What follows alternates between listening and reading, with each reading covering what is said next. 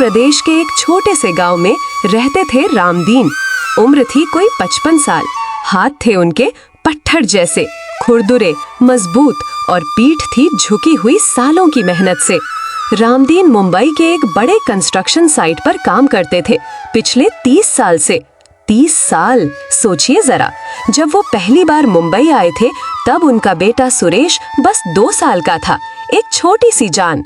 रामदीन ने सोचा था बस कुछ साल काम करूंगा, पैसे जोड़ूंगा और वापस जाऊंगा, लेकिन जिंदगी ने कुछ और ही सोच रखा था।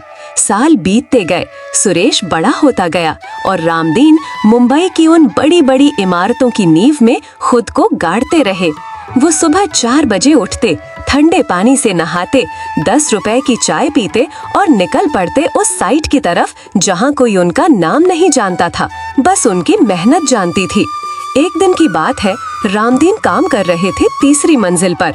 तभी उनके फोन पर एक कॉल आई गांव से। पड़ोसी था, कांपती आवाज में बोला, रामदीन भाई, सुरेश के साथ कुछ हो गया। रामदीन के हाथ से ईंट गिर गई। क्या हुआ मेरे बेटे को? पड़ोसी ने कहा, जल्दी आओ, बस जल्दी आओ। रामदीन ने फोन बंद किया। हाथ कांप रहे थे, पैर कांप रहे थे। उन्होंने साइट सुपरवाइजर से छुट्टी मांगी। सुपरवाइजर ने कहा, आज काम अधूरा है रामदीन, कल आना। रामदीन ने कुछ नहीं बोला, चुपचाप अपना टिफिन उठा लिया और चल दिए। उस रात उन्होंने अपनी पूरी जिंदगी की सेविंग्स निकाली, 4200 रुपए, बस इतना था। 30 साल की मेहनत का फल, और उसी से उन्होंने टिकट खरीदा मुंबई से गांव का।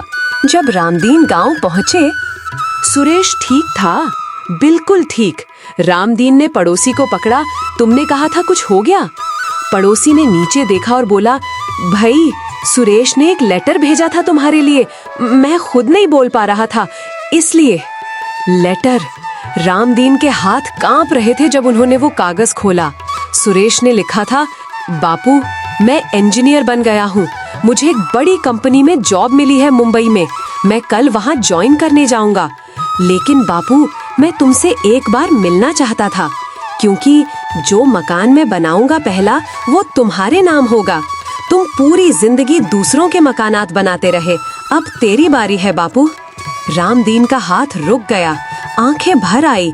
उन्होंने वो कागज सीने से लगा लिया और रोते रोते मुस्कुरा दिए।